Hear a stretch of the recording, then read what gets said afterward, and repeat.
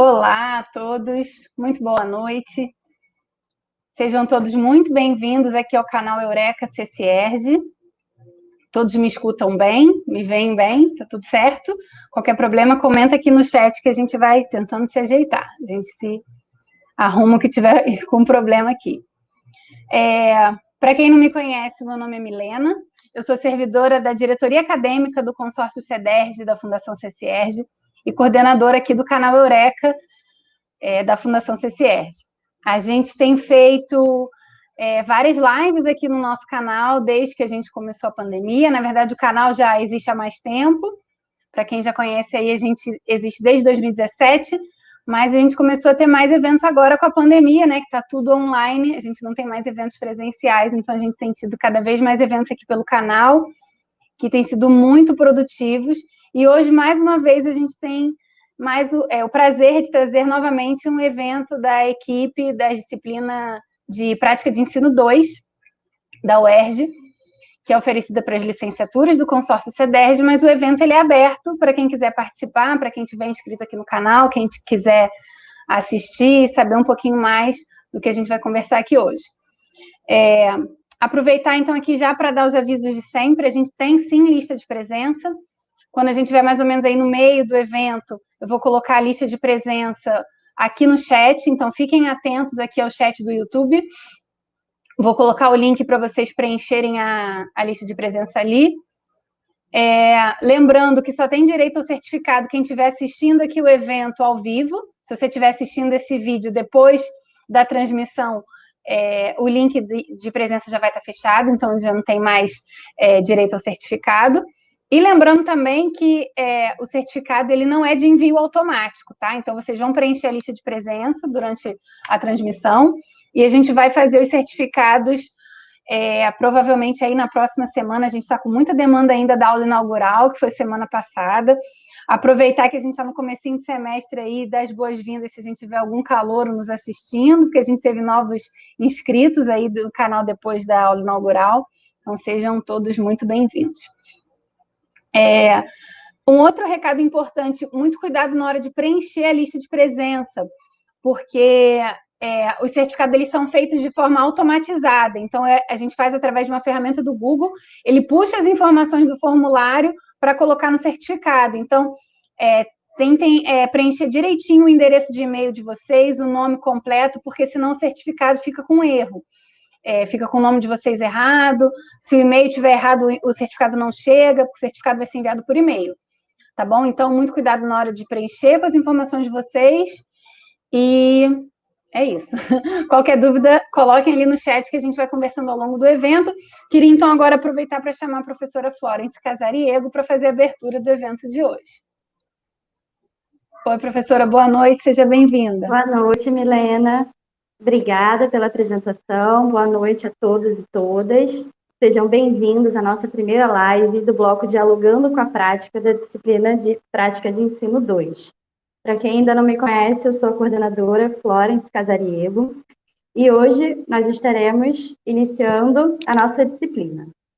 Primeiramente, eu quero agradecer a todos os alunos, estudantes, professores, coordenadores, a equipe de Prática de Ensino 2 e principalmente a diretoria acadêmica que está sempre aqui com a gente, fazendo as transmissões e tornando esse momento possível.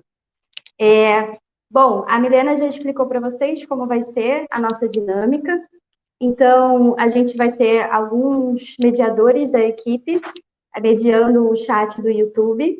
Então, a gente tem os mediadores à distância, Marilson Brito e Marcelo de Azevedo, que já se apresentaram aí para o chat, no chat para vocês. Teremos também os mediadores presenciais, Carlos Henrique, Aline Teles e Iná Lavrado. Então, vocês podem, ao longo da live, fazendo as suas perguntas, os seus comentários, nós vamos selecionando e vamos incorporando esse diálogo durante a nossa live. Então, aproveitando para pedir para vocês se inscreverem no canal, as nossas próximas lives também vão ser transmitidas por aqui. E é isso, que tenhamos um ótimo bate-papo. Então, o tema hoje é Novas possibilidades da educação, ensino remoto, redes sociais e novas práticas de ensino. Quem vai realizar a mediação hoje da nossa live é a professora e mediadora à distância Gisele Cardoso. Boa noite, Gisele. Boa noite. Como convidadas, nós teremos a professora Priscila Mello, do canal Prigel, e o professor Tiago Machado, do canal Matemática Passo a Passo. Oi, pessoal, boa noite. Boa noite, quero agradecer a presença dos nossos convidados e desejo um ótimo bate-papo para a gente. Obrigada, Clóris. Gente, boa noite.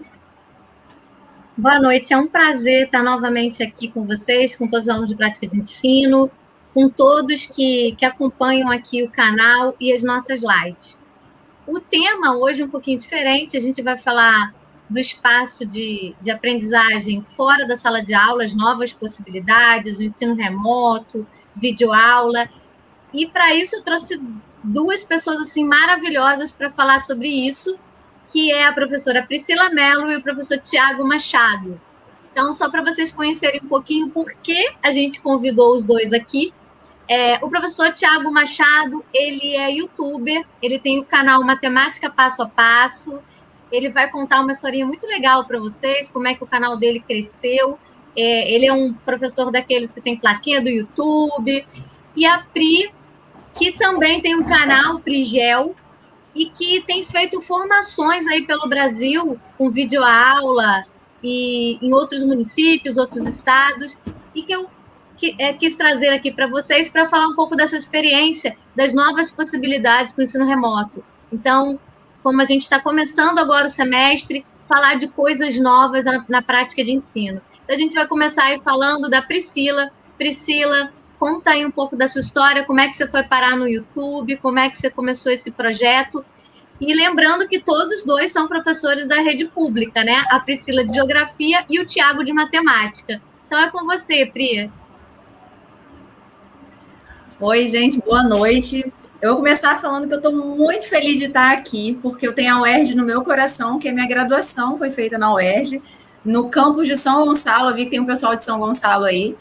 Me graduei na UERJ, minha pós-graduação foi na UERJ, só no mestrado que eu saí da UERJ, mas a UERJ me preparou muito bem para eu poder ir para outra universidade. Eu sou apaixonada pela UERJ. Então, obrigada mesmo pelo convite, estou muito feliz de estar aqui com vocês. Como a Gi falou, sou professora de escola pública, tanto estadual quanto municipal, Duque de Caxias, aqui no Rio de Janeiro. E o canal, para falar um pouquinho sobre o canal agora, né, Gi? O canal é sua experiência, como é que você foi parar no canal? Né? Pois é, o canal surgiu como necessidade. Eu nunca tinha pensado em fazer vídeo para o YouTube, nunca tinha pensado em, assim, vou virar youtuber, nunca pensei nisso. Só que quando começou a pandemia o ano passado, eu falei assim, meu Deus, ferrou. Os alunos estão desaparecendo, porque, de repente, né, foi todo mundo colocado em casa, os alunos estão desaparecendo, cadê eles? E eu comecei a tentar fazer uma forma de trazer eles, né, de tentar me aproximar deles. Eu não queria ficar compartilhando o vídeo de outros professores, apesar de ter vídeos incríveis na área de geografia na internet. Aí eu comecei a gravar vídeos para os meus alunos, e eles começaram a reaparecer nas aulas, né? Eles começaram a se manifestar lá no Google... No Google Classroom, que é o que a gente usava. Começaram a se manifestar, estavam desaparecidos, e aí foi interessante. E aí alguns professores começaram a me perguntar assim, Priscila, como é que você faz isso? Priscila, como é que você faz aquilo? Como é que você postou aula? Aí eu comecei a fazer tutoriais para orientar os professores. Comecei a ensinar o que eu sabia de tecnologia, que eu sou muito ligada à tecnologia na educação. Gosto muito. Aí eu comecei a fazer 2 caminhos no meu canal. Um caminho da geografia para os meus alunos, que acabou ganhando outros espaços, né? Gente de que eu não conhecia começou a assistir. E o caminho para os professores, dando orientações e dicas para dinamizar as aulas no ensino remoto. E aí esse segundo caminho ganhou uma proporção muito grande. Gente de Portugal, Angola, além do Brasil inteiro, começou a me procurar e falar lá. E aí foi indo e vendo novas possibilidades de trabalhar aí, né, o meu trabalho de educadora a partir do YouTube. E aí eu vou deixar o restinho para a gente falando durante a live. Mas é basicamente isso. Sou uma educadora que hoje está no YouTube. Perfeito. E você, Thiago? Eu sei que tem uma história aí que você conheceu o filho de uma atriz famosa, e ele conheceu o seu canal, e depois você foi até jantar na casa da atriz famosa. Conta essa história aí pra gente. Oi, pessoal, tudo bem? Boa noite. Professor Thiago, eu sou dono do canal Matemática Passo a Passo no YouTube. Hoje temos 256 mil seguidores e mais quase 15 milhões estamos chegando de visualização. E assim, eu comecei meu canal com o intuito de ajudar crianças com problema de TDAH, dislexia e tanto outros problemas cognitivos.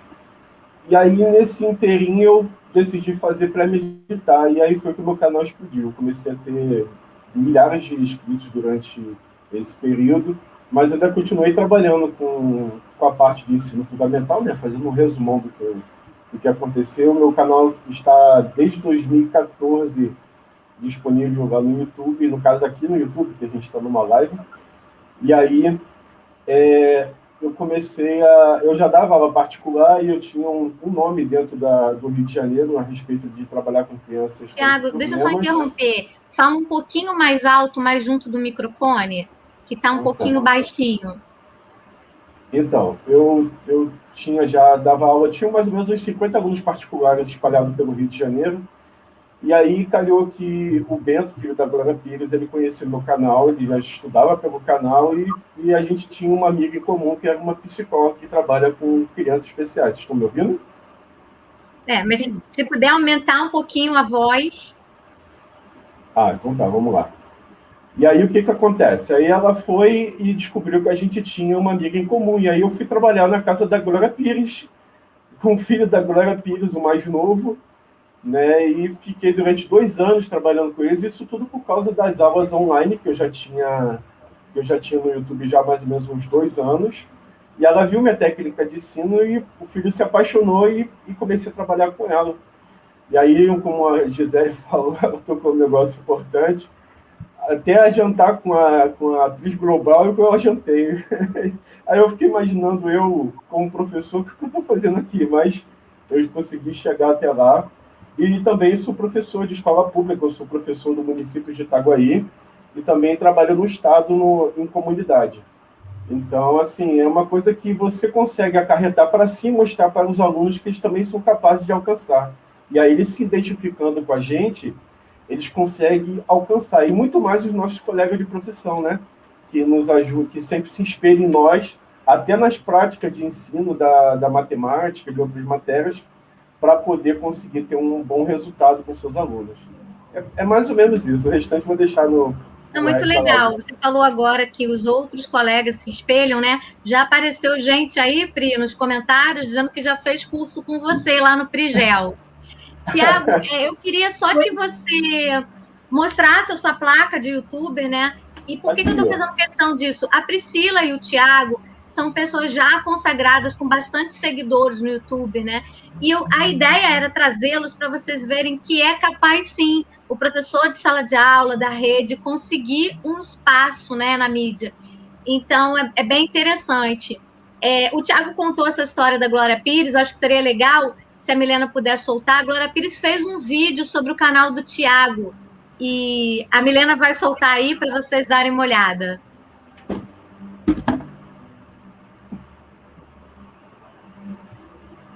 Thiago, parabéns aí pelo seu trabalho, quero te agradecer pelo apoio que você deu ao Bento e chamar a galera que tem dificuldade em matemática para se inscrever aí no canal Matemática Passo a Passo do Thiago Machado.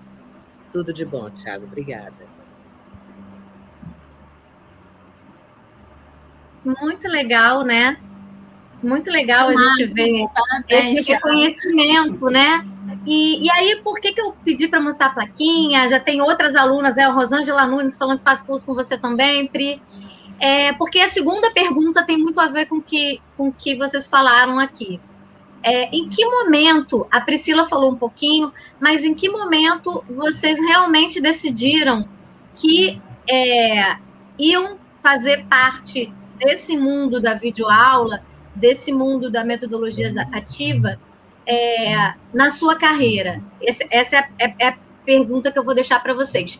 E se vocês esperavam que vocês iam ter tanto sucesso, iam chegar a tantos lugares? Então, começa aí, Priscila. Vamos lá. Sobre as metodologias ativas, desde que eu comecei a trabalhar com o ensino, eu já aplico as metodologias ativas. Eu comecei a dar aula no mesmo ano que eu entrei para a graduação, aí, né, dei uma parada, no final da graduação eu já passei no concurso, em 2009, e eu sempre tentei olhar esse aluno como um ser que podia bater asas e voar, e não como aquele passarinho que ficava com a boca aberta só esperando o regurgitar do professor. Eu sempre uso essa analogia, meio nojenta, né? Então, eu sempre tentei ver meu aluno como seres ativos e estimular isso nele. E como eu tenho consciência de que as pessoas aprendem de formas diferentes, eu preciso ensinar de formas diferentes. Então, eu sempre trabalhei muito jogo em sala de aula, sempre trabalhei com muitos seminários, sempre trabalhei com rodas de conversa, com trabalhos de campo. Eu levava, quando não tinha dinheiro, porque escola pública, periférica, que tinha como levar o aluno no museu. Eu olhava e dizia, ó, tem um valão ali atrás da escola. Carregava a turma inteira para o valão. Vamos ver o processo de assoreamento dos rios. Vamos ver se vou jogar lixo ali no bueiro da frente, vai entupir aqui atrás. Então, eu sempre tive práticas bem diferenciadas no processo, na sala de aula, né?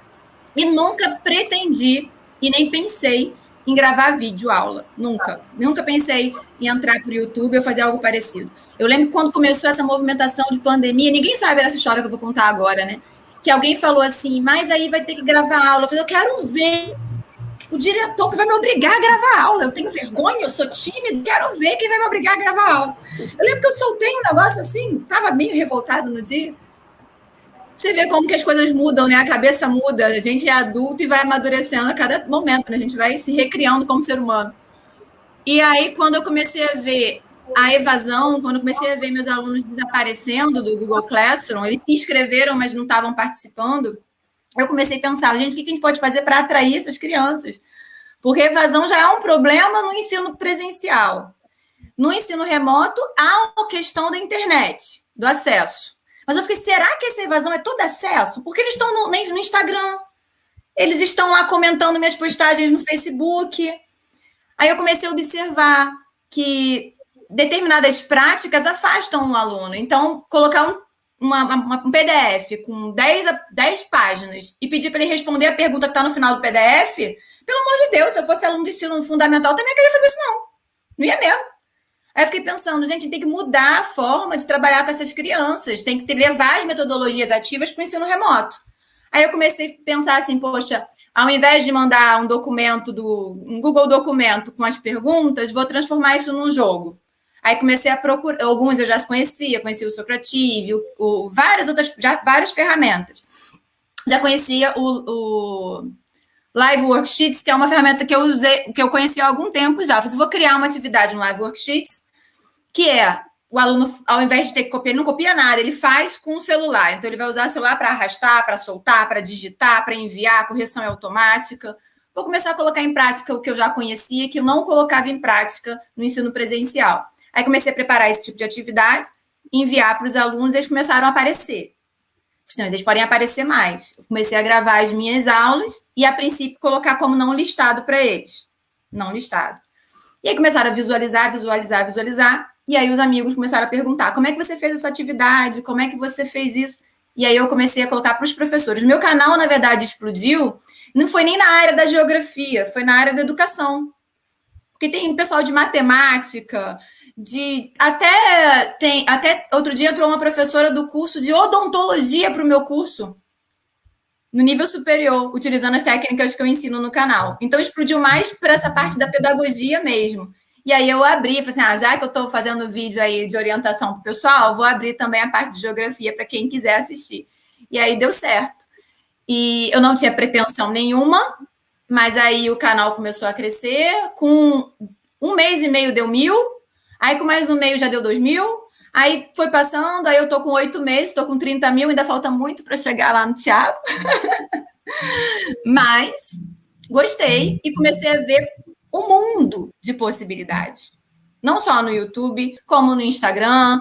Não estou no TikTok ainda, sou fã da Gi, que bota os vídeos do TikTok lá no Instagram. Obrigada, Gi.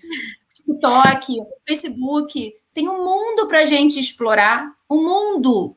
E assim, eu estava cega, diferente do Tiago, eu estava cega para esse mundo. E esse mundo se abriu num momento tão difícil que foi a pandemia. E aí, é mais ou menos isso. Eu acho que eu Muito legal, Pri. Você tocou em alguns pontos que a gente vai falar já já, né? Que você falou que o seu público maior são professores, né? Porque existe uma carência na formação de professores para essas novas tecnologias e metodologias ativas. Então, a gente acaba atraindo muitos colegas, né? E especialmente porque é uma gramática específica, não é a mesma coisa que você faz na sala de aula que você faz nesse meio, né? E como você citou, por exemplo, o TikTok, você tem 1 minuto para falar tudo que você quiser. Então, lá no TikTok, onde eu também tenho um canal, eu também nunca imaginei entrar no TikTok com 33 anos já de rede, e eu percebi que eles estavam gostando daquela rapidez do TikTok. Então, o TikTok poderia ser usado para introduzir, por exemplo, um conceito. Então, por isso que eu também migrei para o TikTok. E essa sacada da gente perceber que esses meios podem ser aliados nossos é muito importante. Eu conheci há um tempo atrás o Tiago, eu já conheço o Tiago há alguns anos, né, Tiago? A gente é amigo já há algum tempo. Sim. E o Tiago, ele sempre foi muito visionário nessa parte de YouTube. E ele, diferente da Priscila, ele meio que se especializou em trabalhar com os alunos especiais e também com o pessoal que ia fazer concurso. Então, a pegada já era outra, né? Mas o Tiago vai contar melhor essa história aí de como é que ele começou, né? E como é que ele chegou nessa explosão aí, porque, vamos combinar, um canal de matemática com mais de 200 mil inscritos e 14 milhões de visualizações não é para qualquer um não, né, meu amigo? Fala aí pra gente, Tiago. Então, pessoal, eu comecei o meu canal, o intuito de eu começar meu canal é o seguinte, como eu falei anteriormente, eu sempre trabalhei com aula particular antes de ser servidor público. E vocês sabem que a dinâmica de uma aula particular é diferente de uma sala de aula, porque você está lidando somente com o aluno ali e os pais de olhos querendo saber se você sabe ensinar ou não. Então, eu sempre fui uma pessoa que estou sempre me reinventando, principalmente na minha área de matemática. Desculpe os colegas que são apaixonados, mas ninguém quase gosta de matemática. Então, a gente tem que usar um pano de fundo para conseguir atrair os alunos para o nosso mundo, né? Eu sou uma pessoa muito apaixonada com relação ao mundo geek, que é Vingadores, né, da Marvel, DC, e eu tenho bonecos aqui em casa. Eu também jogo muito jogo de videogame, então eu sempre usei essas ferramentas para ensinar os meus alunos, principalmente aqueles alunos que têm problemas cognitivos. E aí, com essa forma de ensinar, eu falei, poxa, por que eu só dou aula para aquele aluno que precisa de aula particular e tem esses problemas cognitivos? Por que eu não venho expandir essa situação? Foi aí que o canal Matemática Passo a Passo existiu. E aí eu comecei a gravar vídeo voltado para essas crianças. Mas um certo dia eu falei, cara, eu posso também fazer outro vídeo, eu vou fazer vídeo para pré-militar. Foi fazer o vídeo pré-militar, o canal explodiu. E aí eu comecei a ter milhares de inscritos por dia. Também, de antemão, eu estava trabalhando com alunos com problema de dislexia, TDAH, problema de falta de atenção. Por quê? Porque quando eu apareço na aula, normalmente eu estou com essa camisa, ou a camisa dos Guardiões da Galáxia, ou tem algum boneco, tem o Darth Vader ali, e as crianças, elas meio que se apegam a essas coisas minuciosas na aula, então ela fica presa à aula. E aí, durante esse período de 5 anos, eu usei essa ferramenta e a gente conseguiu alcançar muita gente no Brasil, como a colega falou, que a gente tem um leque muito aberto. Eu também tenho alunos que me seguem em Portugal, em outros lugares que falam língua portuguesa, e essas ferramentas me ajudaram, não somente a mim e somente os alunos, mas também os meus alunos da escola pública, porque duas coisas acontecem. Quando eles sabem que eu tenho um canal no YouTube, eles vão lá e assistem minha aula e falam, professor, te vi lá no YouTube. Diversas vezes, eu fico até às vezes emocionado, o aluno chegar na sala de aula, oi, tudo bom? Você é o professor Tiago? Eu falo, sou eu. Cara, eu estava te assistindo ontem. Alunos da minha escola falando isso. Né? Então é muito legal quando a gente tenta se aprimorar e se melhorar na forma de ensino. principalmente no que tange as pessoas que não têm condições financeiras de bancar um estudo, entre aspas, né, de qualidade. E você consegue ajudar. O meu troféu são todos os alunos que conseguiram passar no Enem, passaram no CCERJ, passaram em escolas militares, hoje são formados, e eram filhos de pessoas de comunidade. Moravam em locais perigosos. E através do YouTube a gente consegue dar essa chance para a pessoa conseguir subir na cadeia, né, digamos assim, para poder ser alguém na vida. Isso é muito, muito legal. Isso que você falou é interessante, Thiago, porque a Marinara Barbosa Alves, Priscila, ela diz que foi sua aluna no ensino médio e ela está aqui na nossa live. Parece que ela é aluna do CEDERJ, olha. Oh, que legal. Tá vendo? A gente legal, acaba Marinara. tendo mesmo, né, a noção da aonde chega, né, a nossa voz, né? E então a gente falou um pouquinho, né, de como é que vocês começaram, como é que foi essa coisa toda, mas eu tenho uma curiosidade, né? Que eu acho que é a curiosidade de grande parte dos professores, né? Como é que foi esse aprendizado? Inicialmente, vocês precisavam de muito equipamento, vocês começaram no quarto de vocês, como é que foi isso, né? Então, eu queria saber um pouquinho, porque a maioria aqui, a gente está falando de novas práticas de ensino, né? E a maioria aqui é professor ou vai ser professor em breve. Então, a gente quer um pouco aguçar essa curiosidade. Pode falar, Priscila. Então, vou jogar a verdade aqui, gente. Eu sou uma pessoa pão dura. Na verdade, o professor não tem dinheiro sobrando, né? Então, eu queria fazer o vídeo, meu celular era velho, agora eu estou com um celular novo. Mas eu usei o recurso que eu tinha. Eu usei o celular que eu tinha, eu comprei um microfonezinho daquele, né, bem vagabundinho mesmo, de banca de jornal, fiz adaptação nele, comecei a utilizar ele mesmo. Então, eu acho que a gente tem, depois a gente vai melhorando. O telefone, que agora é um pouquinho melhor, faz a filmagem para poder ficar com uma qualidade melhor para os cursos, mas eu usei o telefone que eu tinha, usei o microfonezinho que eu comprei por R$25, usei o meu laptop que eu já usava para o trabalho, né? Gravava a tela dele para facilitar para que o aluno, além de ouvir a minha voz, ele visualizasse os fenômenos que eu estava mostrando. Então, não dá para falar assim, não vou começar porque eu não tenho recursos, né?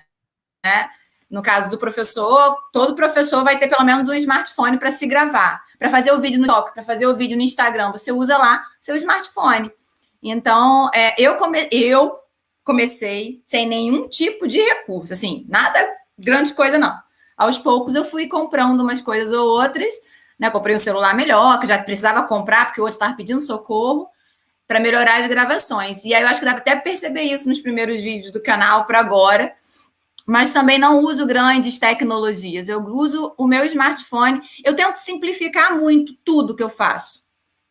Eu tento mostrar que é fácil. E é fácil, assim. Eu tento mostrar também, que né, Priscila? Porque tudo que dá muito trabalho, a gente tende a abandonar com o tempo. Então, se você falou coisas mais simples possíveis, né? E eu acho que é por isso que o pessoal está gostando tanto dos cursos, porque o Prigel, que é o canal do YouTube, eu comecei a sentir a necessidade de ampliar o conhecimento que eu apresentava ali no YouTube. Tem 120 vídeos no meu canal. E o curso eu comecei a sistematizar melhor para educadores. Sempre cobro um preço baratinho, porque eu sei que é melhor chegar a mais gente para isso multiplicar e chegar aos alunos da vida. Como eu sou professora de escola pública, eu sempre tento mostrar, é possível sim levar tecnologia para a sala de aula, é possível sim incluir esses alunos, mostrar um novo mundo para eles. O que o Thiago falou chegou a me deixar emocionada, essa questão de você estar chegando aonde essas pessoas às vezes não teriam oportunidade de te ver, né? De talvez ter aquele contato com aquela informação ali. E aí eu recebo muito, né, professores, eu sou do Acre, estou fazendo seu curso, nossa, abriu meus olhos, que legal, não imaginava que existia isso, não imaginava que existia aquilo. E aí, essa conexão. Anteontem eu estava na formação, eu fiz a aula inaugural do IF Rondônia, e aí foi um prazer, né? Obrigada, pessoal, por ter me convidado. E foi o nosso papo. Quando que a gente imaginaria que uma professora do interior do Rio de Janeiro, que hoje eu moro no interior do Rio de Janeiro, estaria dando uma formação para um curso federal lá de Rondônia. E aí, como eu sou da área da geografia, né, a globalização explica isso. Mas a globalização que a gente quer, que a gente luta, que é aquela globalização que não venha de cima para baixo, mas aquela globalização que possa ser horizontal. Pessoas simples, como eu, como o Thiago, como a Gi, a Portugal, possam chegar a Angola, possam chegar, né, se aproveitando desse recurso, que é a internet. Então, basicamente isso. Acho muito legal. Já que o assunto é equipamento, eu vou para o Thiago, que como eu conheço muito bem o Thiago já há muitos anos, eu sei que o Thiago é o rei da gambiarra, vocês não têm noção. O Thiago é o rei da gambiarra. Então, fala um pouquinho dessa história de equipamento aí, Thiago. Nossa, minha história de equipamento é um pouco triste. Porque tudo que eu tenho aqui em casa... Não, é claro, não vou deixar de falar que hoje eu tenho equipamento, entre aspas, de ponta. Mas quando eu comecei, minha câmera é aquela câmera da Sony, não sei se vocês sabem, que tira foto. Aquela foi a primeira câmera que eu usei. O celular era de 3 megapixels, né? Se alguém pegar meu vídeo em 2014, vai ver eu mexendo a mão assim, ó, com o celular na mão e escrevendo. Porque eu não tinha estante para colocar, não tinha uma coisa mais profissionalizada. Inclusive, vou mostrar para vocês. Aqui, ó. Isso aqui é a minha luminária, olha. Olha que profissional, olha lá. É fita. Aqui você tem... Aqui é... Como é que fala? Gente, me ajuda, eu tô nervoso. Aqui é papelão. Aqui é aquele papel, que eu esqueci o nome, branquinho. Uma lâmpada aqui dentro. Isso aqui é uma luminária de escritório que virou uma luminária de estúdio. Então, eu sou o cara que faço gambiarra. E como a amiga falou, também eu sou muito pão duro. Não gosto de gastar dinheiro com qualquer coisa. Aqui, ó. Olha isso. Olha que profissional, pessoal. Nossa, já vou vender lá no Mercado Livre. Olha. Então para você começar a gravar, uma vez eu conversei com um youtuber grande na época, quando eu iniciei como youtuber, né? E falei assim, cara, qual o equipamento que eu devo comprar para poder gravar um vídeo? Ele falou, não importa o equipamento, só grave. Por quê? Porque dar o primeiro passo é difícil, é ruim, porque você não tem conhecimento. Se vocês vão olharem aqui atrás, agora tem um quadro de vidro que eu uso giz líquido, né? Chiquérrimo, custou uma fortuna, mas eu comprei. Ó, tem essas luzes laterais que eu uso, é porque a criança com dislexia, TDAH ou falta de atenção, é como vagalume, ela vai olhar a luz vermelha e vai prestar atenção em mim, não vai ficar voando no vídeo. Então, tudo isso aqui que eu tenho é mais uma estratégia pedagógica. Mas quando eu comecei, não tinha nada disso. Eu só tinha uma câmera, minha voz e uma boa vontade. E comecei a gravar. Então, hoje temos equipamentos bons, semiprofissionais e profissionais, mas na época era só questão de gravar e pronto, não precisava de muita coisa. Né? O início que é sempre difícil, Gisele, é sempre complicado. Sim, sim. E aproveitando o gancho, eu vou unir duas perguntas. A pergunta do Rio das Ostras Rocha e a pergunta do Tadeu. Eu vou unir essas duas perguntas para vocês responderem rapidinho. São perguntas de curiosidade mesmo que as pessoas têm. Então, a primeira pergunta é sobre o retorno financeiro. Se o retorno financeiro, depois de um tempo, ele passa a ser um retorno bom, às vezes até maior do que a aula presencial, ele queria saber. E o Tadeu quer saber sobre direito de uso de imagem, porque as aulas ficam gravadas. Isso eu posso antecipar um pouquinho, né? Para o Tadeu, mas eu gostaria que vocês falassem também um pouquinho mais como a gente grava a gente mesmo, e geralmente a gente coloca uma licença de Creative Commons, essa aula ela tem um direito que a gente chama aberto, né? Ela pode ser usada para fins educacionais não lucrativos por outras pessoas, desde que dê a fonte. Mas cada um vai falar aqui um pouquinho da sua experiência sobre isso. Então, vamos lá. Vou inverter um pouquinho agora aqui. Tiago, o retorno, quando você chega numa etapa, ele passa a ser melhor do que a aula presencial? E como é que você lida com essas coisas de direito de imagem? Então, existe épocas e épocas. Quando a gente está na vou chamar de alta temporada do ensino, que é de fevereiro até mais ou menos junho. Vale mais a pena trabalhar para o YouTube do que com uma escola particular, porque o salário se iguala a uma escola particular, só que aqui a gente tem a questão da criatividade, a liberdade de escolher o que ensinar, como ensinar, da forma que ensinar. Então, nesse sentido, vale a pena. Quando você chega a um determinado patamar no YouTube, né, você acaba ganhando o que você ganharia numa escola particular. Né? A questão dos direitos de imagem, assim, não existe problemas iniciais, porque a gente disponibiliza o conteúdo no YouTube e já está ciente que aquele conteúdo é público. Então, se um professor, que muito acontece, eu tenho muitas pessoas que vêm do Google Classroom usando as minhas videoaulas para ensinar as suas crianças. E, assim, é uma coisa, assim, do país inteiro, né? Inclusive, inteiro. Eu já usei, né, Thiago? Você sabe. E aí, essa questão de direitos de imagem, quando colocado no YouTube, não existe, tipo, o cara tem que assinar para poder dizer que eu posso usar. Não, você pode usar, tá no YouTube, como a Gisele falou. Tem os direitos gerais que o YouTube te dá, falando, não, esse conteúdo é público, e ponto final. Então, não tem muito problema em relação a isso. E você, Pri? Só complementando uma coisa que o Thiago falou. Um monte de gente, às vezes, vira para mim e pergunta assim, Pri, posso compartilhar as suas aulas? Deve. Né? A gente fica muito feliz com isso, obrigada. A gente está lá, pega o símbolozinho lá do YouTube e manda para todo mundo. Compartilhar a aula, ótimo. O que eu sempre oriento não é legal fazer download e ficar compartilhando o vídeo, né, no download, né, sem utilizar o link do YouTube. Então, dá uma moral compartilhando o link do YouTube. Outro dia, um professor perguntou, era uma orientação sobre mapa mental, posso colocar no... Pode, ele vai incorporar no site, mas através do próprio YouTube. Então, quem visualiza no site dele, está visualizando o nosso vídeo no YouTube. E isso é uma moral interessante para o retorno financeiro. É legal que você falou isso. Eu monetizei meu canal. É legal que você falou isso, que é uma troca, né, Pri? Então, assim, usem bastante, mas usem com o link do YouTube, para que a gente também cresça no canal da gente. Isso é importante, né? Porque dá muito trabalho, né? O trabalho no YouTube, ele realmente é um trabalho, requer muito tempo da nossa vida. E é legal se você compartilha os vídeos com o link do YouTube, não faça um download. Sobre retorno financeiro, eu fiquei toda feliz, porque com 2 meses de canal, o canal monetizou. É pouquinho que se ganha cada visualização, né? Pouquinho. Mas aí, quando você vai ganhando uma proporção, quanto mais você vai ganhando inscritos e visualizações, esse pouquinho vai crescendo.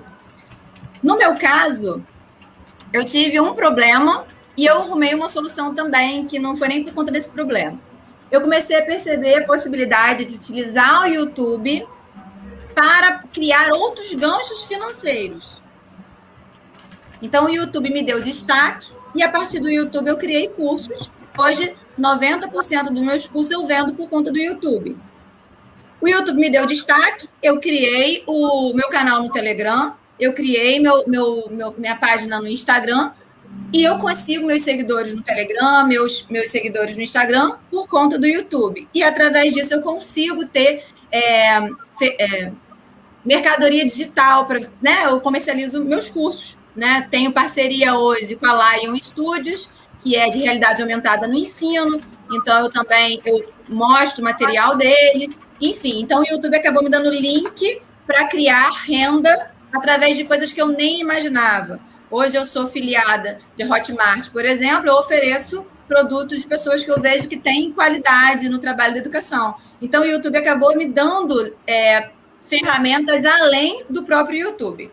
Com relação ao YouTube, eu estou meio chateada, porque olha, Thiago, eu fui burra demais, gente, estou confessando isso aqui ao vivo. Meu canal monetizou, e eu pensei assim, oba, monetizou, deixa o dinheiro lá, não vou nem me preocupar com isso. E aí tinha uma tal de uma carta que a gente tem que receber para ativar o PIN. Gente, quem está aí, que está criando canal aí, que está olhando, presta atenção no que eu vou falar, uma coisa aconteceu comigo, triste demais, para não acontecer com você. E aí meu canal estava monetizando muito bem, eu deixei, falei assim, vai ser meu 13º, vai ser um dinheiro extra que eu vou tirar no final do ano, né, para fazer alguma coisa legal aí. E aí deu 4 meses recebendo, de repente começou a diminuir o dinheiro, diminuir. Daqui a pouco eu fui entrar no Google, no YouTube estava assim, você não ativou sua chave PIN, o seu YouTube será desmonetizado até você ativar. Meu Deus do céu, que coisa de chave é essa? Que chave é essa que eu não sabia dessa chave? Eu sabia que tinha uma carta, mas não sabia que tinha prazo. Aí eu descobri que quando você cria um canal no YouTube e ele passa a ser monetizado, o YouTube te manda uma carta de ativação. Quem está escutando isso, grave isso na mente, eu não sabia. Você tem que pegar essa carta de ativação e digitar o númerozinho lá. Só que a gente está em pandemia e os correios da minha cidade não estão entregando nada que não seja registrado. E a bendita da carta é registrada. E você tem que solicitar, não recebeu um mês, você solicita. Não recebeu aquele mês, você solicita. Você tem 4 solicitações para fazer. Só que eu não fiz nenhuma, porque eu não estava me preocupando com isso. Quando eu descobri, meu canal foi desmonetizado, eu não recebi a carta até hoje, e agora eu comecei a solicitar a carta. Então, meu canal está lá com 30 e poucos mil seguidores, desmonetizado, desde fevereiro, até completar 4 meses, onde o YouTube vai me possibilitar fazer o cadastro online, o que eu acho um absurdo, em pleno século XXI, eles não possibilitarem esse cadastro online desde o início e ter que receber essa carta física. Então, estou chateada com o YouTube e estou dando um alerta a vocês, ninguém nunca ouviu essa história. Então, se tiver algum aí futuro principiante aí, ou que está no YouTube, se liga na carta. Não era Boa nada dica, que você Pri. perguntou, mas eu precisei dar essa dica porque eu estou bem chateada com essa questão. Não, mas o assunto aqui é prática de ensino, né? Então vamos matar a curiosidade. Então, olha só, o Luiz Branco fez uma pergunta também. Como relacionar o virtual e o presencial dentro da disciplina e cumprir a carga horária legal determinada? Vamos lá. Eu vou até iniciar esse assunto, porque eu estou envolvida nisso hoje. Eu tenho trabalhado remotamente com os meus alunos usando uma tríade, que é o TikTok, o Instagram e o YouTube. Como, né? Eu lanço um conceito no TikTok, porque o vídeo é curto, eu trabalho esse conceito visualmente com imagens no Instagram e aprofundo esse conceito no YouTube. Ah, mas isso dá um trabalho? Depende. Quando você planeja a aula já com esses momentos, é um planejamento só. Você faz o planejamento de cada etapa dessa, inclusive do presencial, e é o mesmo planejamento, você vai colocar ali. Agora, a relação da carga horária, vamos lá.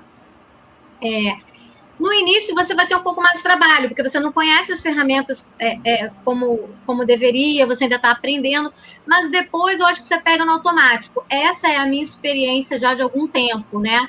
Agora, eu vou passar a mesma pergunta para a Pri e para o Thiago, né? Como é que vocês relacionam essa coisa do planejamento do online com o presencial?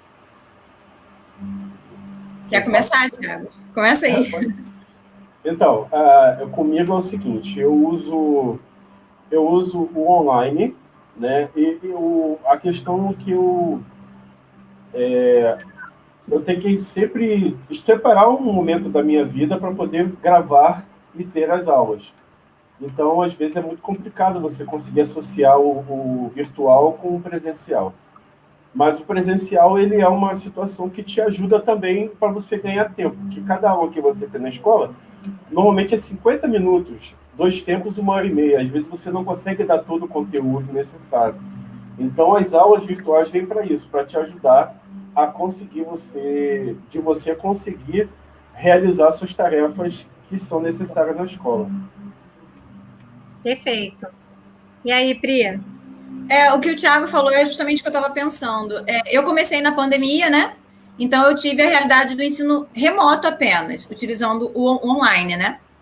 E quando a gente voltar agora para a educação, eu penso muito na importância que tem o virtual, a importância que tem esse online, justamente para complementar o que você discute na sala de aula com esse aluno, o aluno que faltou, às vezes, na aula. Inclusive, aprofundar, né? Aprofundar, o aluno que às vezes faltou a aula presencial, o aluno que às vezes ficou com uma certa dificuldade, para trabalhar na lógica da sala de aula invertida, por exemplo, que é um dos braços das metodologias ativas, onde eu penso, justamente, eu tenho 2 tempos de aula no estado, por exemplo, para minha disciplina, que é geografia.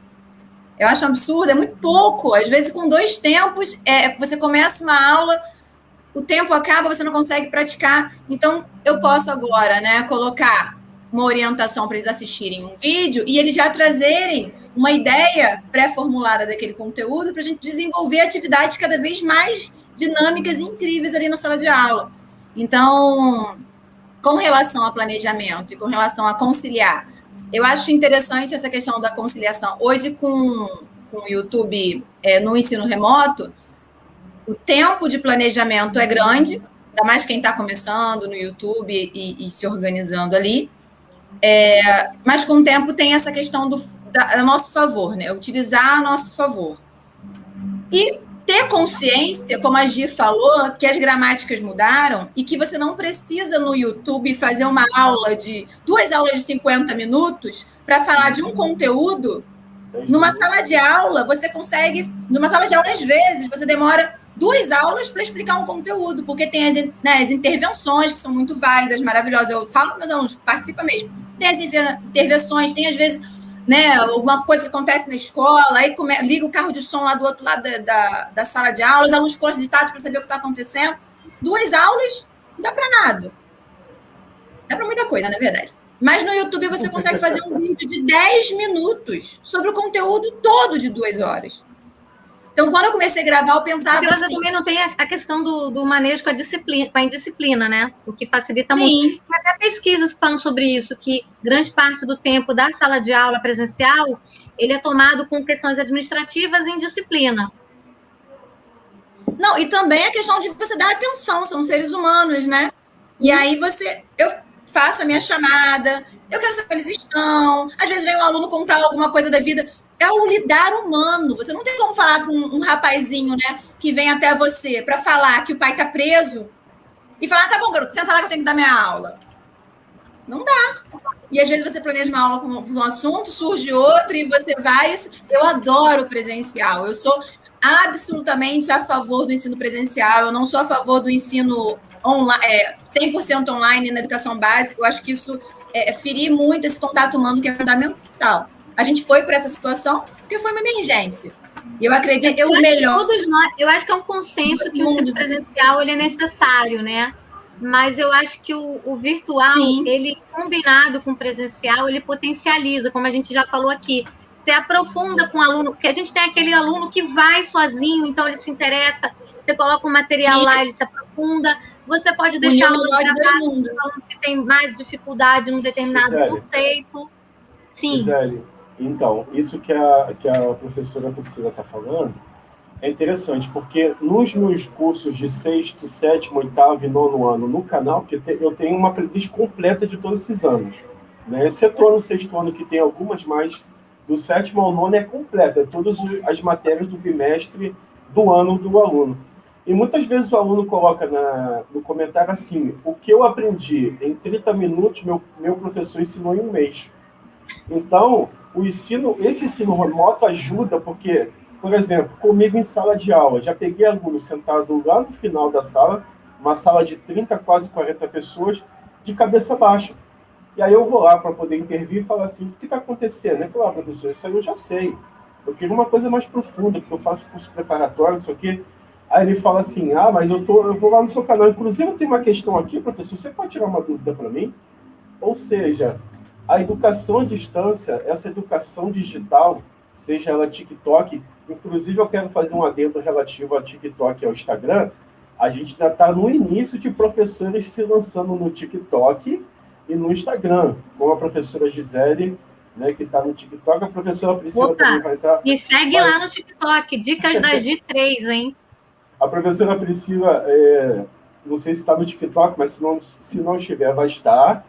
Você vai ter que ensinar equação, no caso, professores de matemática, equação de primeiro grau em 1 minuto. Seja bem-vindo ao clube, mas é uma coisa que vocês podem já estar se lançando, porque é novo agora.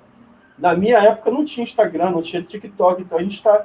Quem é antigo na praça está começando junto com todo mundo que ainda está começando que não sabe. Sim. Então é uma coisa boa.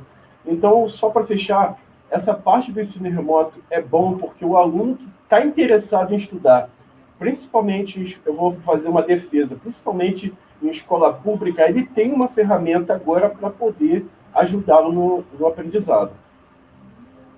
Perfeito. Eu acho que é isso aí, é unir o melhor dos dois mundos, né? Tem uma pergunta aqui que tem tudo a ver com prática de ensino 2, meu Deus. É o seguinte, o professor pode ser processado por dar uma aula que o MEC acredita não ser adequada? Acho que TC Valente. Gente, olha só, existem orientações, a gente tem a BNCC, que é a Base Nacional Curricular Comum, que ela dá as diretrizes, as 10 competências gerais básicas. Então, tudo que você precisa de básico para trabalhar está ali.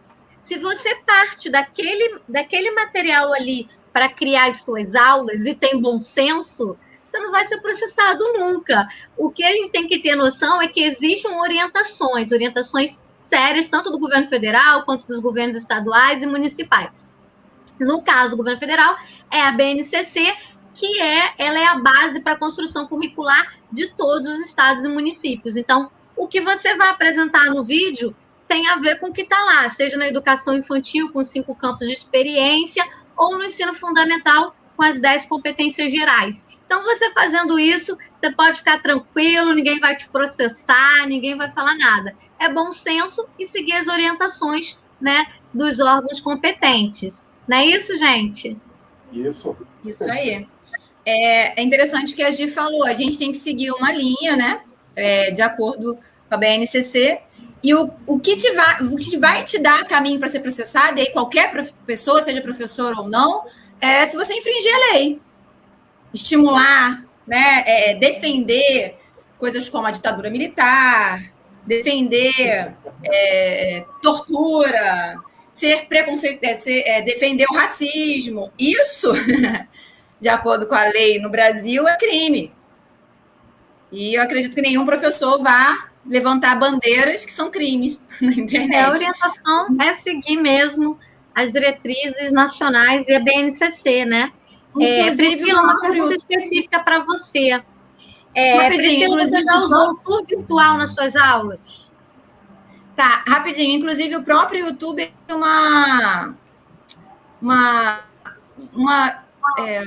qual é a palavra mesmo? Diretriz. Me ajuda aí, Thiago. Diretrizes, né? Existe até, inclusive, as diretrizes do YouTube, que você está ao próximo. Tem várias diretrizes que você tem que ler lá, que você pode ser expulso, inclusive, do YouTube se infringir essas diretrizes. Que a Gisele falou, questão de noção, né, de ética. Você perguntou sobre... Perguntaram se inclusive, você antes da pandemia, nas suas aulas de geografia. Sim, muito. Inclusive, existem ferramentas de realidade aumentada que fazem tour virtual, onde o aluno pode entrar, não só visualizar, mas como você pode criar aquela bola daquele museu ou aquela bola daquela cidade, daquela obra de arte, e o aluno entra na obra de arte, entra no museu, entra na cidade e consegue fazer um 360 graus dentro daquele ambiente. Uso muito. E tem tour virtual em ciências também. Eu sou professora de ciências, para quem não sabe, e a gente tem tour virtual pelo corpo humano e pelos biomas do Brasil, e são imagens bastante reais. E você encontra muito material bom, com licença Creative Commons, que é para ser utilizada para fins educacionais gratuitos, vale super a pena vocês conhecerem. E a Pri, o Thiago e eu, a gente está sempre dando dicas de algumas ferramentas, algumas técnicas para gravar aula. Então, sigam os canais aí, a gente está sempre dando dicas, é importante, porque cada hora a gente aprende uma coisa. E uma coisa interessante que eu queria que vocês falassem também. Essa coisa da tecnologia traz umas coisas interessantes, porque cada momento a gente descobre uma ferramenta nova, que nem sempre foi criada, não necessariamente foi criada para a educação, mas a gente acaba usando na educação. Você quer falar um pouquinho disso, Pri? Depois, Thiago. Você falou que o Thiago era o rei da gambiarra, e ele já mostrou as produções dele. Eu sou a rainha da gambiarra tecnológica também. É um tal de pegar coisa que não tinha necessariamente a ver com a educação e adaptar para a educação. O Canva, por exemplo. O Canva, hoje existe o Canva Educação, o Canva for Education, mas o Canva é pensado para designers, né?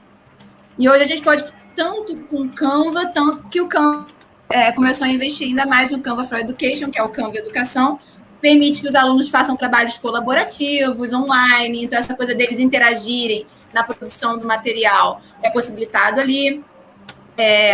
trabalhar com QR Code, que foi pensado no Japão para produtos, né, para substituir o código de muitos professores, e aí não fui eu que inventei isso, né, mas eu utilizo há bastante tempo, muitos professores já utilizam o QR Code para colocar nas atividades, dar uma orientação que já vem ali o QR Code com gabarito, ou o QR Code pode orientar esse aluno para um jogo digital, ou você quer, né, continuar, a aula de hoje vai continuar em casa, vocês vão assistir o meu vídeo lá, né, o Thiago bota lá o QR Code na atividade, o aluno quando chega em casa ele consegue ler sem precisar se preocupar muito qual é o vídeo, ficar procurando na playlist, com o QR Code ele já é direcionado para o vídeo certo. Então, existe tanta tecnologia para facilitar a nossa vida. Eu sempre falo nas minhas formações, não tenha medo da tecnologia, porque ela pode ser um excelente aliado. Por exemplo, prova. A gente dá prova e o aluno fica que nem mosca atrás da gente, querendo saber o resultado. E como é que foi? Quem trabalha em 2 escolas, né? Ainda tem um canal no YouTube, né, Thiago? O professor trabalha em um monte de lugar ao mesmo tempo. Vai demorar um tempão para corrigir essa prova e entregar o resultado para o aluno. Quando ele pega, coitado, ele já amassa aquilo ali, bota dentro da mochila, ele nem sabe mais o que escreveu, que o feedback demorou muito para acontecer. E hoje, na tecnologia, você consegue diversas ferramentas onde você elabora uma prova, um teste, uma atividade, que tem feedback automático. Então, o aluno tem capacidade de ver aquilo ali, ver o que errou, para poder acertar na próxima vez. Esse feedback facilita a vida do aluno, que ele vai conseguir, na hora que ele acabou, ver o que ele errou, e o processo de aprendizagem, eu acredito que fique muito melhor. E a vida do professor, que já cria a atividade com um certo gabarito, vai precisar corrigir ali o que for discursivo, debater ali o que tiver convergência, mas você tem um trabalho só, que é criar a avaliação, sem precisar ficar corrigindo elas eternamente, que é o martírio de um monte de professor. E que fica no seu arquivo, né, Pri? Eu trabalho muito com arquivo. Então, assim, a primeira dica, só para a gente recapitular, lembrando que isso aqui é prática de ensino, é o Canva, que tem uma versão for Education gratuita, então procurem lá no seu buscador da internet, Canva. Alguém me perguntou como é que baixa o TikTok, vai lá na Play Store do seu celular, baixa o TikTok, cria uma conta e aproveita e segue a gente. Então, assim, TikTok, baixa na sua lojinha lá do Play Store, Canva você procura e abre uma conta, ficam gravados tudo que você vai fazer, e o Canva dá para você editar vídeo, dá para você fazer post no YouTube, post do Instagram, tem assim, milhares de oportunidades, dá para fazer certificado, dá para fazer livro, capa de YouTube, tem milhares de oportunidades lá no Canva. Então procura lá Canva. Thiago, tem alguma dica aí de aplicativo? Inclusive, eu tenho um curso sobre Canva, todo focado na educação. Ah, show! Aí, ó, o pessoal procura já, Pri. Fala aí, Thiago. Então, eu sou do tipo de pensar em várias possibilidades ao mesmo tempo, e às vezes até fico confuso com esses pensamentos, mas eu vou explicar tudo que vocês precisam para poder usar. Eu, atualmente, uso muito o formulário do Google, que você pode formar uma prova e ele automaticamente se autocorrige, né? Autocorrige foi um pouco redundante. Mas eu também tenho um aplicativo na Google Play que eu criei a partir de um site chamado Fábrica do Aplicativo. E aí esse aplicativo do Matemática Passo a Passo está disponível na Google Play e lá você consegue organizar todas as suas aulas e é excelente. Qualquer pessoa pode criar um aplicativo a partir da Fábrica do Aplicativo. Qualquer tipo de app que você quiser, seja para aula, que não seja, você escolhe. Então, primeiro de tudo, fabricadoaplicativo.com.br. Eu também uso muito grupo de WhatsApp e Telegram, porque eu tenho o meu curso na minha plataforma, matemáticapassapasso.com.br, e eu tenho alunos tanto de professores quanto de pré-militar. Então, os meus grupos, eles são divididos dentro do Telegram e outra parte também é dentro do Instagram, do WhatsApp. Também é uma ótima ferramenta para você criar grupos de aluno para poder conseguir estar estudando. Então, WhatsApp e Telegram. A outra ferramenta seria também para quem é matemático, quem está enrolado com o cálculo diferencial integral, essa loucura toda do hospício chamado curso de matemática, você tem um aplicativo na Google Play também chamado de Photomath, né? Photomath, fotomatemática em inglês, né? Que você pode escrever a equação no papel, tirar foto e ele resolve para você. Olha que coisa linda, já dá para colar Aí, esquece, isso não é assunto para falar aqui. Então, Olha só, a Dayana fez uma pergunta, mas a gente já respondeu, que essas aulas virtuais substituem as presenciais. Não, é só uma outra forma de realizar a nossa prática de ensino. Elisa e Alessandra Lopes, que já me seguem lá no TikTok, valeu. E aí a gente tem uma pergunta, que é para vocês, do canal de vocês.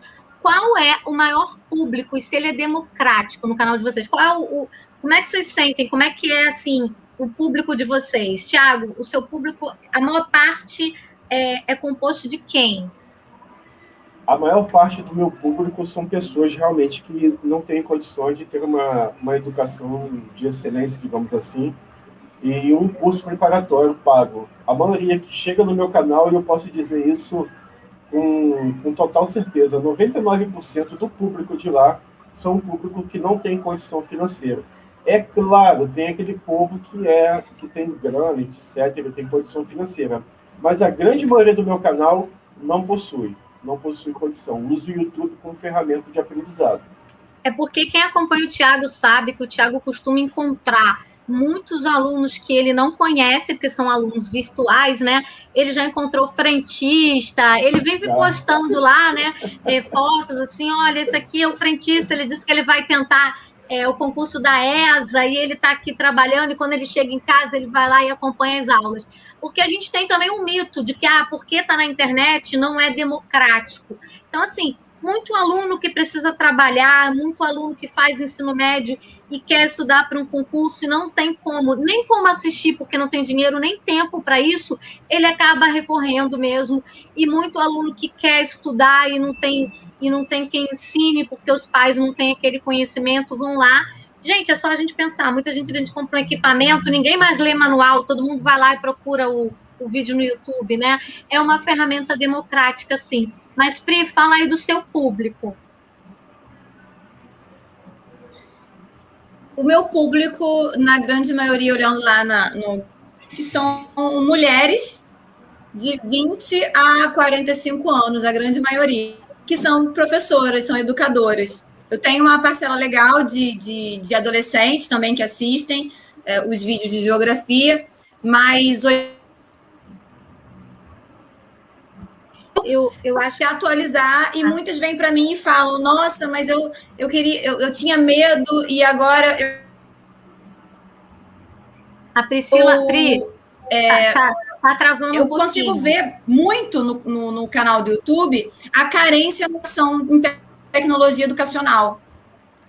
Então, é um público que está querendo cada vez mais melhorar as suas aulas, professores do Brasil inteiro e de fora, muitos professores da escola pública também, que vêm com suas angústias e se identificam por eu ser de escola pública também, muitos professores de escola particular, ou seja, o público do meu canal é um público que me deixa assim, muito feliz e mostra que se o professor tivesse incentivo, a gente já seria país de primeiro mundo. Porque são professores às vezes, com 60 anos de idade, às vezes, né, que está se aposentando, né, professores já estão 30 anos na profissão, que falam assim, eu quero tanto melhorar para poder dar uma aula diferente para os meus alunos. Olha, eu fiz o meu primeiro jogo. E aí vai lá no grupo do Instagram, do Telegram, colocar o jogo para mim. Olha só, eu fiz meu primeiro jogo. Não feito nada no computador, mas muito legal isso. O público do meu canal, 80% deles são educadores buscando se atualizar, correr atrás dessas capacitações, de aprender novidades para melhorar as aulas. E aí eu fico muito feliz porque isso vai multiplicando e chegando nas escolas e chegando nessas crianças que precisam tanto, né? Uma mudança da cultura escolar. A gente precisa superar a educação bancária, como Paulo Freire diz, e a gente pode fazer isso com metodologias diferenciado, como o professor colocou a luz de LED ali em volta do quadro, fenomenal isso. Um olhar diferenciado para esse aluno. E aí, professores buscando essa transformação na forma de ensinar, e isso me deixa muito feliz. Perfeito, Pri. Ó, o Paulo Roberto, colaborando com a gente, disse que ele estudou para o Enem com videoaulas. Então, assim, a gente vê que é democrático, sim. A Aline Farias, Priscila foi minha professora no Ensino Fundamental 2, maravilhosa, olha. Gente, eu estou vendo aqui os mediadores também ajudando super. Henrique, Nama, um abraço para todos. Eu queria falar um pouquinho, porque alguém, mais de uma pessoa até falou sobre a questão da cola nesses exercícios. Gente, deixa esse pensamento para trás, porque é a mesma coisa na disciplina. Deixa eu contar uma coisa para vocês. Cola, ela vai existir no presencial, no virtual, porque é uma questão que está relacionada a muito dos valores que o aluno tem em relação àquela situação. Então, assim, não é, porque aqui tem mais cola, não tem. Presencial tem cola, a gente estudou, eu estudei quando não tinha internet, eu não vou falar a minha idade, mas tem 33 anos de magistério, o pessoal desenhava, botava na tampa da caneta, tinha 1001 artifícios. Então, assim, os artifícios, eles só vão mudando por causa dos meios, mas aluno colando em disciplina, falta de interesse, vai existir em qualquer meio. Agora, o virtual, como a gente falou lá no início, ele tem uma vantagem unido com o presencial, que é você chegar aquele aluno que não foi essa semana porque estava doente, ou aquela escola que fechou porque está numa área conflagrada. Então, você chega ao aluno através de uma live dessa, da sua videoaula, né? O aluno do Tiago, que era frentista e estava lá estudando para poder passar no concurso da ESA. Então, acho que é essa questão, a gente pensar sempre no positivo, né? O Tiago e a Priscila, eles chegaram até aqui porque eles olharam o lado positivo do meio, né? Então, eu acho que essa é a sacada. Vocês querem falar um pouquinho sobre essa questão da cola? Eu quero, porque é uma coisa que me incomoda muito, porque parece que aquela prova que ele vai fazer vai determinar se ele foi bem, se ele foi mal, o que é isso, né? A gente, como educadora, a gente tem que avaliar de diversas formas diferentes. As avaliações têm que ser diversas. É lógico que o objetivo, muitos objetivam passar no Enem e é aquela prova, a mesma prova para todo mundo. Mas o processo de aprendizagem na sala de aula, ela pode ser diversa e vários alunos aprendem de forma diferente, atividades diferentes. Ó. Essa pergunta me fez lembrar o primeiro jogo que eu ensinei no canal do YouTube, que você preenche um formulário e gera um joguinho. E essa ferramenta em específica, que é o eFuturo, ela não gera o que o aluno acertou, o que ele errou. Você consegue ver só que ele fez a atividade. E aí, alguém me perguntou no canal assim, como é que devolve? Pede um print do resultado final. Pede um print, assim, da tela final do jogo. Aí alguém colocou, mas assim eu não vou saber quantas perguntas ele acertou, quantas perguntas ele errou, como é que eu vou saber as questões? Gente, você vai fazer isso na tua prova. O jogo é para ele praticar. É o lúdico, não importa, ele pode ter, o erro se torna, na verdade, processo de aprendizado, né? Uma oportunidade de aprender. Então, não importa se ele errou 2, se ele errou 10, o importante é que ele se empolgue com aquilo e o próprio aluno, por conta dele, queira fazer aquele jogo até superar os seus limites e conseguir a pontuação alta. Que isso tem aluno que fala para mim assim, professor, eu fiz a primeira vez, acertei 200. Não aceitei não, fiquei fazendo até gabaritar. Porque ele viu naquele jogo algo interessante, e ele foi fazendo, ele foi brincando, ele nem percebeu que estava estudando. Em uma prova tradicional que seja, ser melhor, porque ele vai já com confiança para aquilo ali. Então, nem tudo tem que ser pontuado, nem tudo tem que, né, aquela coisa de vigiar, como a gente falou. A avaliação ela não precisa ser uma métrica. Você pode olhar a participação do aluno, as devolutivas que ele te dá nas lives, quais são as dúvidas que ele apresenta. Isso é importante, porque a avaliação ela não é só o momento, aquele ritual da prova. É como esse aluno... Então, o aluno não aparecia lá, você falou no início, no Google Classroom, de repente ele aparece e traz uma dúvida. Nossa, esse aluno já está melhorando. Então, a gente tem outros indicadores para avaliar os alunos. Essa é uma coisa importante para pensar. Que indicadores a gente tem usado para avaliar os nossos alunos? Só para interromper um pouquinho, a Dayana também estudou por videoaula para passar aqui no CEDERJ. pessoal todo aí já muito ligado em videoaula, né? Muito legal. Parabéns. Quer falar um pouquinho aí, Tiago, sobre a questão da cola? Pode falar. Deixa eu falar rapidinho sobre a avaliação, desculpa. Quando a gente muda a nossa perspectiva no olhar entre professor e aluno, quando muda a relação e cria-se uma ética ali, esse aluno ele começa a se... Quando você aplica metodologias ativas, onde esse aluno ele vai ver que ele está estudando, não é para conseguir um ponto para passar naquela prova. Ele está estudando porque isso vai ser importante para a vida dele, ele está estudando, e a própria medição do conhecimento dele numa prova tradicional que seja, né? E aí até essa questão dele se testar vai mudando, a ética e o processo ali vai mudando, e essa questão da cola vai melhorando, acredito eu. Acho que as metodologias ativas vêm para trazer essa ideia, que você é um ser ativo, capaz, que vai chegar longe. O que adianta tu colar né, se você colar pra caramba, na hora que você for fazer a prova que o Thiago está te preparando, como é que vai funcionar lá? Né? Na hora de passar lá para o curso técnico que você quer, ou para o pré-militar que você quer, não vai adiantar nada colar. Então, quando ele constrói essa confiança de que melhor eu tirar um 6, mas um 6 meu, do que tirar um 10 do vizinho, que quando ele for fazer o pré-militar não vai adiantar nada o 10 do vizinho, que ele copiou todinho. Então, há toda uma mudança da cultura, da forma de avaliar e muitas coisas que a gente tem que mudar aí na educação. Desculpa, gente. Então, deixa eu falar um pouquinho de mim. Eu sempre fui um aluno, eu acho que a Gisele deve ter mais ou menos a minha idade, né? Acho que ela é mais nova, mas tudo bem. Enfim, então, eu sempre fui um aluno de sala de aula de não querer aprender aquilo que estava no quadro, acredite se quiser. Se vocês olharem, professores, por favor, não sintam vergonha de mim. Se olhar o meu, como é que fala? O meu boletim, eu tenho 40, eu fazia 40, fazia 30 em matemática.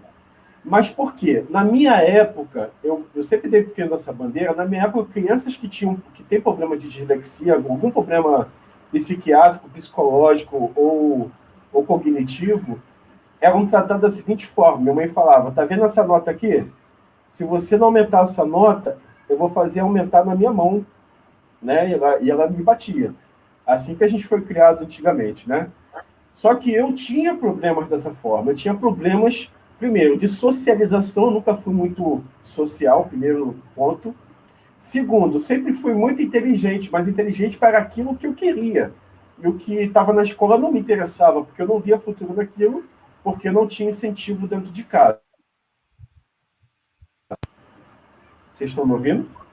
Estamos. Sim. Só a imagem que sumiu, Thiago. Voltou. Então, eu vivendo essa realidade, que aí eu tive que sair da escola, tive que trabalhar, fui peão de obra, enchia caminhão de asfalto para poder fazer minha faculdade. E chegar onde eu cheguei hoje, houve muito esforço. Mas lá atrás eu não fui entendido. Então, na sala de aula, eu aplico essa metodologia que não aplicaram comigo. Quando eu chego na sala de aula, eu falo, olha só, prova não prova ninguém se sabe ou não sabe. Eu quero ver no dia a dia aqui na sala de aula o seu comportamento com o seu colega, o seu comportamento na sala de aula e o seu comportamento em respeito a mim. Isso vale ponto. Então, seja o mais perfeito possível. E aí, no dia de prova, o que eu faço? A primeira prova que a gente faz, que no caso no ensino público são 2 provas, né? A primeira prova que fica a meu critério aplicar, às vezes eu faço prova em dupla, prova em grupo, e o que acontece? Eu falo sempre para eles, o que tiver no caderno é o que vai cair na prova. E aí, quando eu vou dar a matéria em cima, ou melhor, eu vou dar as questões da prova em cima da matéria, eu dou em cima do caderno que eles têm. Então, eles têm que consultar um caderno para que possam conseguir o ponto que eles tanto desejam.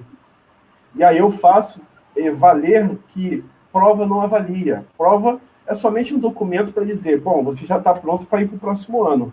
Mas ela não vai dizer nunca se o aluno sabe ou não sabe. Então, para poder tentar amarrar essa questão de cola em sala de aula, eu tento socializar ao máximo a questão de avaliação. E isso ajuda bastante aos alunos que realmente querem estudar. E, olha só, eu tenho turma de 40.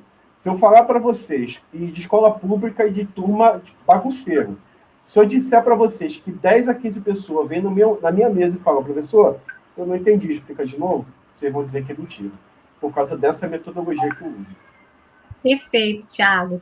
Olha só, gente, a gente está indo para a última rodada de pergunta, depois eu só vou dar um tempinho para cada um dos convidados falarem, mas eu quero registrar aqui que eu vou juntar algumas perguntas, porque o Jorge Ramos está aqui dizendo que a gente não respondeu nenhuma pergunta dele, então a gente vai já colocar a pergunta dele aqui junto, né?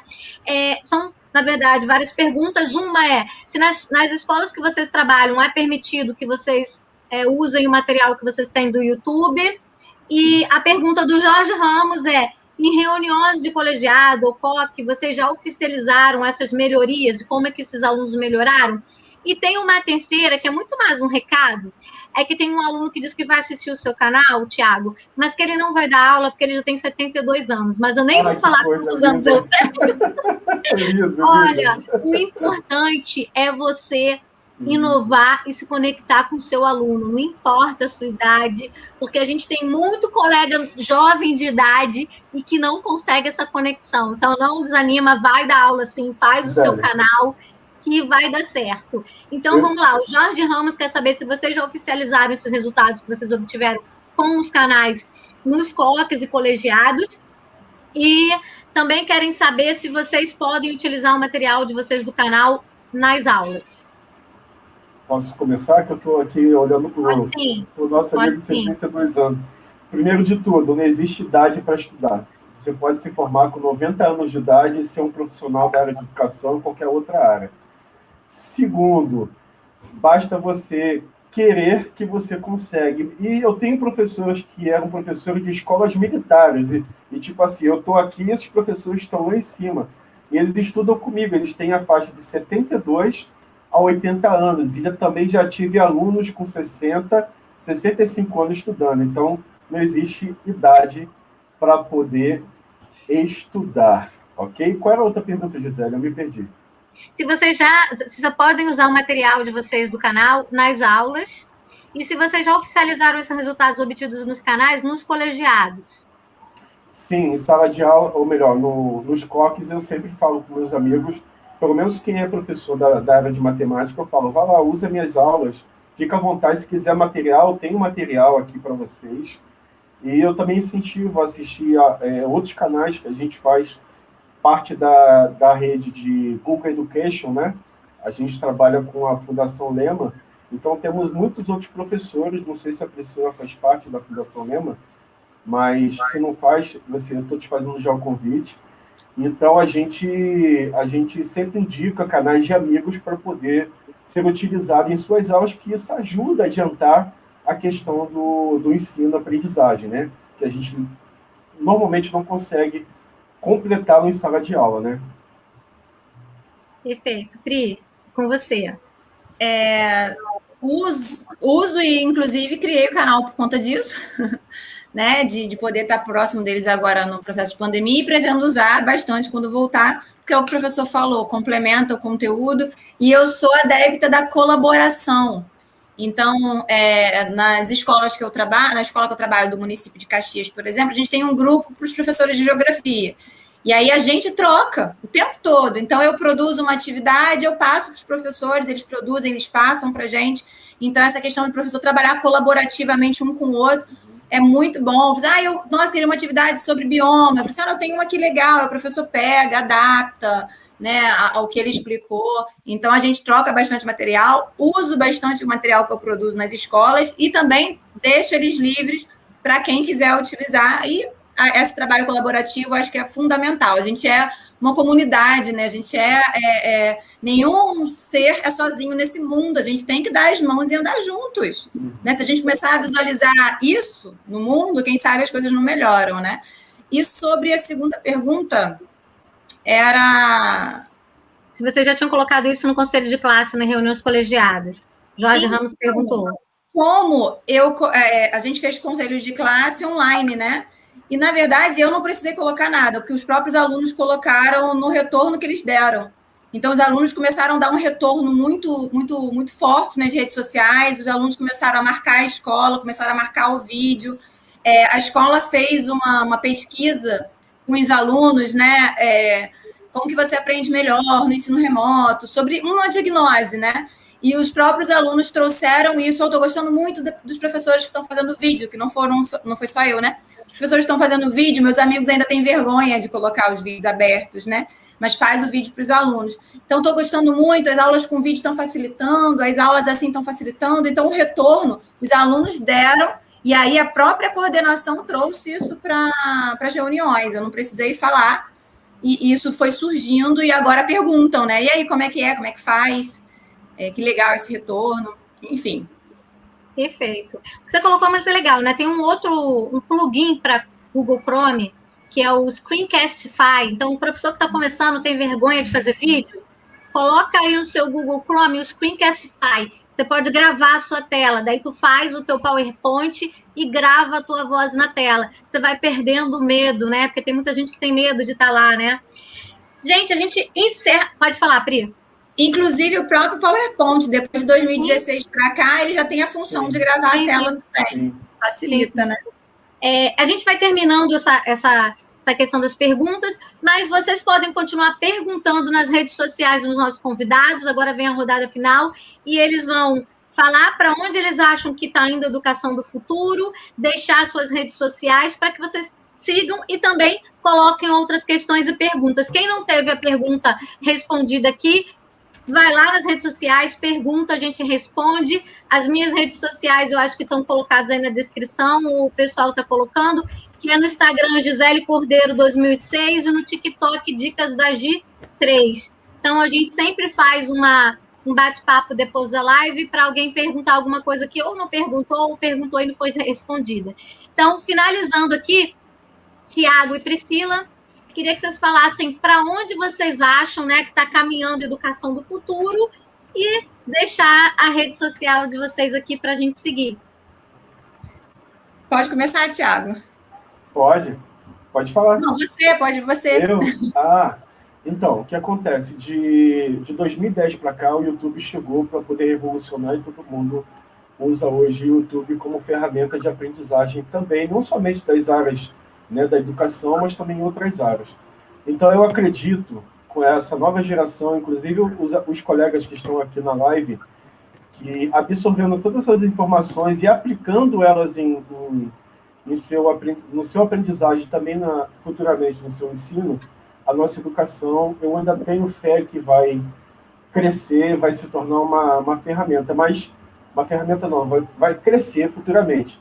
Mas é necessário que a gente se invente cada vez mais para que a educação seja melhor cada dia. Não fique satisfeito da forma que ensina. Sempre mude a sua forma de ensinar para alcançar mais gente que quer aprender com o seu ensino. É basicamente isso. Vai lá, Pri. Faço minhas palavras do professor. Eu acredito que se somos seres humanos diversos, diferentes, que aprendemos de forma diferente, se aprendemos de forma diferente, temos que ensinar de forma diferente. E quando você, professor, passa a diversificar suas metodologias de ensino, você sai da rotina e até é mais prazeroso para o professor que está ali, né, sempre inovando, do que aquele que faz a mesma coisa o tempo todo. E aí você chega lá, você já sabe o que vai acontecer, você vai copiar no quadro, o aluno vai copiar do livro, e aquilo vai te matando aos poucos. Eu acredito que se você cai numa rotina que te mata aos poucos, imagina essa criança que não quer assistir a aula. Eu entendo perfeitamente o que o Tiago falou quando ele estava estudando. Não quer assistir, porque... E hoje, com a tecnologia, tem tanto atrativo além de nós... São atrativos que distraem esse aluno o tempo todo. Quem nunca pegou o aluno ali não responder o WhatsApp dele durante a aula. Fazer uma observação rapidinho, o professor perguntou, o celular pode ser utilizado em sala de aula? Pode e deve. Mas para isso acontecer, a gente precisa também fazer uma mudança da ideia desse aluno tem sobre o celular, do que o professor tem sobre o celular. O celular é uma ferramenta incrível de aprendizado. E a gente pode explorar ao máximo que a gente puder. Então, eu acredito que a gente está caminhando para isso.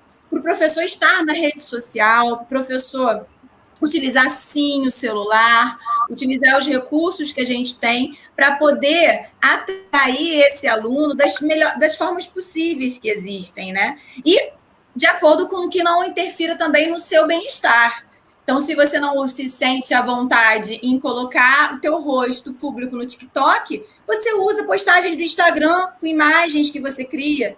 Se você não está ali confortável em criar imagens, não gosta de criar imagens, você faz o vídeo, ou seja, se aproximar deles o máximo possível. Se você não está querendo nenhum desses meios sociais, né, redes sociais, na própria sala de aula, diversificando com jogos físicos, jogos analógicos, dando aulas diversificadas, você vai fazer a atração desse aluno e fazer com que eles percebam que estudar é muito gostoso.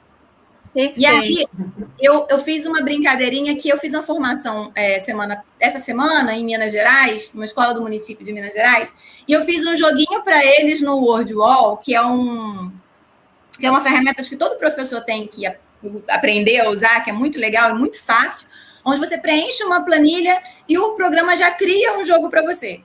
Então, eu criei um joguinho sobre metodologias ativas. E aí, eu pedi o pessoal da organização, eu vou colocar ele aqui no nosso chat privado, para colocar esse joguinho público, para que o pessoal, quando acabar a live, clique no joguinho e veja como é interessante as metodologias ativas e como é interessante essa ferramenta que você pode criar na sua disciplina, com os seus conteúdos, um jogo igual.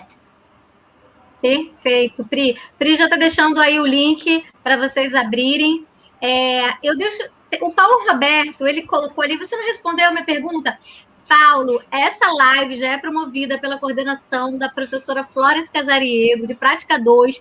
É já uma inovação, a gente já trabalha metodologias ativas em Prática 2, então a gente tem sempre live falando sobre gamificação, sobre sala de aula invertida, experience learning, e a gente está gamificando também a atividade lá na plataforma. O próprio fórum, que está mediado lá pelo professor Marcelo, professor Marilson, ele é gamificado. Então, quem está chegando agora na prática de ensino vai ver muitas inovações na parte de prática de ensino 2. E eu acho que é processo, né, Paulo? Vamos ver se a gente expande isso para todos os espaços, não só o espaço da plataforma, mas também para outros espaços e que a gente chegue cada vez mais longe. Então, essa live é promovida pela Prática de Ensino 2. A gente vai ter outras lives, então acompanha sempre aqui, e a gente nas redes sociais. Outras perguntas vão lá no canal do Tiago, nas redes do Tiago, no canal da Pri. O Tiago é Matemática Passo a Passo, o canal dele no YouTube. O da Pri é Prigel lá no YouTube. O meu no TikTok é Dicas da G3. E aí procurem a gente nas redes sociais e a gente continua o papo, tá bom? Um agradecimento especial a todos os mediadores que estavam aqui agora com a gente. Mais uma vez a coordenadora Flores Casariego e a Milena, da diretoria acadêmica, que é sempre a nossa parceira aqui nessas lives. Gente, foi um enorme prazer. A gente está encerrando por aqui, mas a gente vai ter outras lives para a gente conversar mais sobre educação, metodologias ativas e inovação prática de ensino. Tchau, tchau. Obrigada, Gisele. Obrigada, professora Gisele, professor Tiago, professora Priscila. Foram muitas mensagens no chat, realmente a gente não conseguiu dar conta de todas, porque foram muitas, mas a gente teve, em algum momento, um pico de quase 300 pessoas assistindo ao mesmo tempo. Minha filha chegou da escola e está animada aqui. E muitos agradecimentos, como sempre, muitos elogios ao tema. Então, em nome também da equipe da Fundação CCERJ do canal Eureka, agradeço a participação de vocês. E só para finalizar, o recadinho sobre os certificados, eu vou deixar o link para registro de presença está lá em cima ainda, fixado ali no chat do YouTube. Vou deixar mais uns minutinhos para vocês preencherem, quem ainda não preencheu. Os certificados serão enviados por e-mail, provavelmente daqui a algumas 2 semanas, tá bom? Não fiquem muito ansiosos com isso, a gente está com muitas demandas de certificado, mas eles vão chegar no e-mail de vocês, tá bom? Acho que eram esses os recados. Agradecer a equipe dos bastidores, professora Florence e a Gisele, né, por essa parceria que a gente tem aqui no Eureka. Vocês já estão sempre, figurinhas carimbadas aqui, estão sempre aqui, são as lives que dão mais audiência aqui no canal. Ai, que bom, não sabia. São, sim, são sempre muito bem comentadas, tem muita gente sempre assistindo. Muito obrigada por essa parceria. E é isso, pessoal. Boa noite, obrigada pela participação e até a próxima. Boa noite. Boa noite, pessoal. Obrigada.